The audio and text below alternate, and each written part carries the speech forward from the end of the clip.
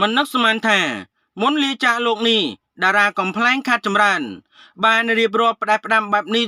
ដើម្បីឲ្យអ្នកទាំងអស់គ្នាបានដឹងនិងបានជ្រាបបងប្អូនជាទីគោរពរាប់អានពាក់ព័ន្ធជាមួយនឹងតារាកំ pl ែងលោកខាត់ចម្រើនបានលាចាកលោកនេះបង្កឲ្យមានការសោកស្ដាយជាទីបំផុតអំពីសំណាក់ក្រុមគ្រួសារនិងសាច់ញាតិបងប្អូនមហាជនជាច្រើនរហូតដល់មានការលើកឡើងគ្នាការលាចាកលោកនេះពិតជារឿងមួយគួរឲ្យសោកស្ដាយណាស់សម្រាប់ក្រុមគ្រួសាររបស់ត្រកូលខាត់នៅពេលដែលបាត់បង់សមាជិកគ្រួសារមនុស្សជាទីស្រឡាញ់មនុស្សជាទីគោរពដែលស្ទើរតែនឹកស្មានមិនដល់ថាជួបរឿងបែបនេះតតែសោះលោកខាត់ចម្រើនដែលនៅក្នុងពេលថ្មីនេះបន្សល់ទុកត្រឹមតែភាពចងចាំមួយចំនួនរបស់បងប្អូនមហាជនជាពិសេសជាមួយនឹងទេពកោសល្យដ៏ប៉ិនប្រសប់នៅក្នុងនាមជាអ្នកកំ pl ែងតែងតែបម្រើអារម្មណ៍វិស័យចក្ខុពុកម៉ែបងប្អូនឲ្យសើចសប្បាយជាមួយនឹងទេពកោសល្យដ៏អស្ចារ្យរបស់គាត់នៅពេលកន្លងទៅឥឡូវនេះលោកខាត់ចម្រើនកាន់តែធ្វើឲ្យ fan និងអ្នកប្រើប្រាស់បណ្ដាញទំនាក់ទំនងសង្គមផ្ទុះនៅការភ្ញាក់ផ្អើលយ៉ាងខ្លាំងជាមួយនឹងពាក្យបណ្ដាំចុងក្រោយមុនពេលដែលលោកលាចាកលោកនេះទៅករណីពាក្យបណ្ដាំចុងក្រោយនេះហើយដែលធ្វើឲ្យបងប្អូននឹងដឹងហើយចងចាំជាប់នៅក្នុងចិត្តថាលោកគឺជាមនុស្សបែបនេះទាល់តែសោះហើយមិនត្រឹមតែប៉ុណ្ណោះគឺលោកបានបន្សល់នៅស្នាក់ស្នាមនៅអនុស្សាវរីយ៍ជាច្រើនដល់ក្រុមគ្រួសារត្រកូលខាត់ដែលស្ទើរតែនឹកស្មានមិនដល់យ៉ាងណាក៏ដោយរហូតមកទល់នឹងពេលបច្ចុប្បន្ននេះលោកខាត់ចម្រើនក៏ត្រូវបានអ្នកសិល្បករសិល្បករនីជាច្រើនបង្ហាញនៅការសោកស្ដាយជាពន់ពេក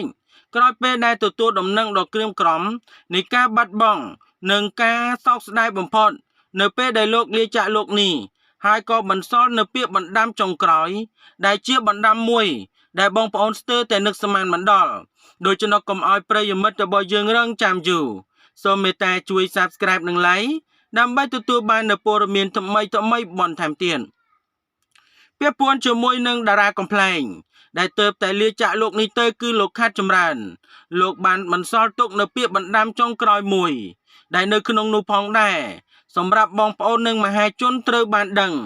យ៉ាងណាក៏ដោយរហូតមកទល់នឹងពេលបច្ចុប្បន្នលោកខាត់ចម្រើននៅពេលដែលបន្សល់ពាក្យបណ្ដាំចុងក្រោយនេះធ្វើឲ្យចងចាំយ៉ាងច្បាស់អំពីអត្តចរិតនិងភាពពិតប្រាកដរបស់លោកនិងជាពិសេសដែលត្រូវបានស្ដាប់ហើយពិតជាក្តុកក្តួលរំជួលអរ៉ាយ៉ាងខ្លាំង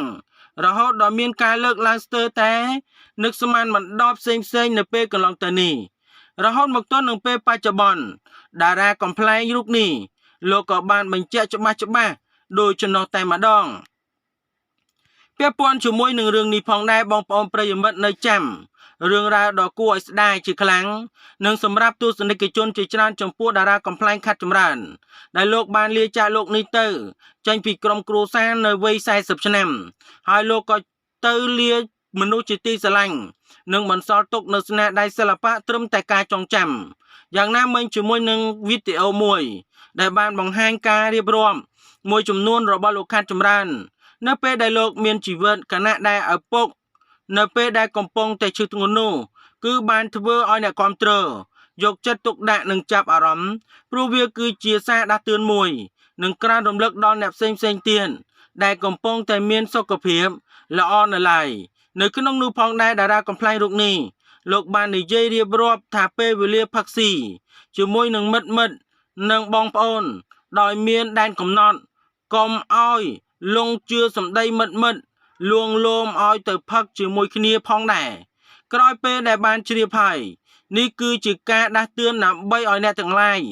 បានការពារថែរក្សាសុខភាពឲ្យបានល្អ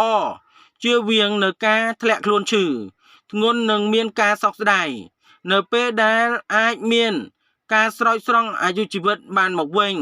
នេះគឺជាសារដាស់តឿនមួយដ៏ល្អដូច្នេះបងប្អូនប្រិយមិត្ត